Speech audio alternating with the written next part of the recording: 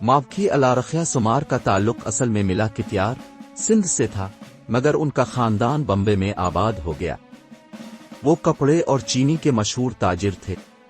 मावकी अली भाई पदमासी के 1848 में वफात पा जाने के बाद वो बम्बे जमात खाना के मावकी बन गए।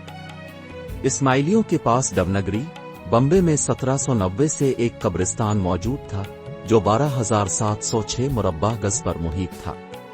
मावकी अलारखिया सुमार और कामरिया खाकी पदमासी ने इस कब्रिस्तान के साथ मुत्तसिल 6,978 मुरब्बा गज जमीन नीलाजी लक्ष्मी जी से सितंबर 1856 में 11,500 रुपए में खरीद कर इसको मजीद वसी किया।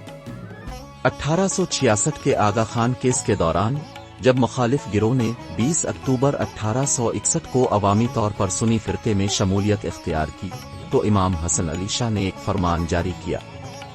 इसमें उन्होंने इस्माइलियों को अपने आबाओ अजदाद के शिया अमामी इस्माइली अकीदे के मुताबिक शादी की तकरीबात, वुजू, जनाजे के तरीक़ाकार वगैरह के मुताबिक अमल करने की हिदायत दी। इस फरमान में लिखा गया, जो मेरे अहकामात पर अमल करने के लिए राजी हो वो अपना नाम इस किताब में दर्ज करे ताकि मैं इसे पहचान सकूं। इसकी नकूल बम्बे, सिंध, काठियोड़ और जंजबार में दस्तखतों के लिए रखी गई।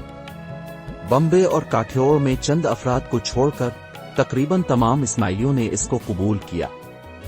इसी दौरान मावकी अलारखिया सुमार और कामरिया खाकी पदमासी ने अहम किरदार अदा किया और 16 अगस्त 1862 को बम्बे जमात खाना में एक इजलास बुलाया। हबीब इब्राहिम मुखालिफ गिरोह के सरबरा, उनके बेटे अहमद इब्राहिम और दीगर चंद अफराद को भी बुलाया गया, मगर वो हाजिर न हुए। इसके बाद उनको 21 दिन का नोटिस दिया गया, जो 6 अगस्त 1862 से नाफिज अल-अमल हुआ। जब कोई मुस्बत जवाब न आया तो उन्हें हमेशा के लिए इस्माइली कम्युनिटी से खारिज कर दिया गया। इस मुखालिफ गिरोह ने एक जमात बनाई जिसे रिफॉर्मर्स सोसाइटी कहा जाता है। आखिरकार उन्होंने अप्रैल 1866 में बम्बे हाई कोर्ट में इमाम के खिलाफ एक मुकदमा दायर किया, जो आगा खान केस के नाम से मशहूर हुआ।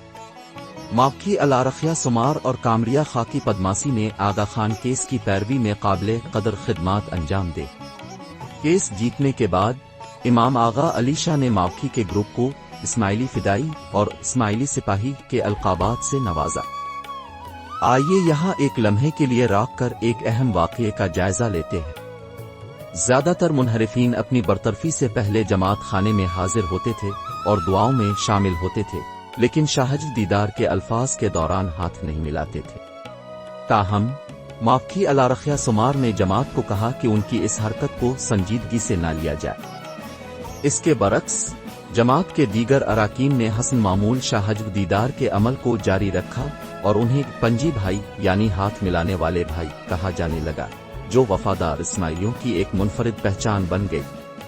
बाद में पंजी भाई की इस्तिलाह को मुनहरिफीन के बरक्स इस्तेमाल किया गया, जिन्हें बार भाई कहा जाने लगा।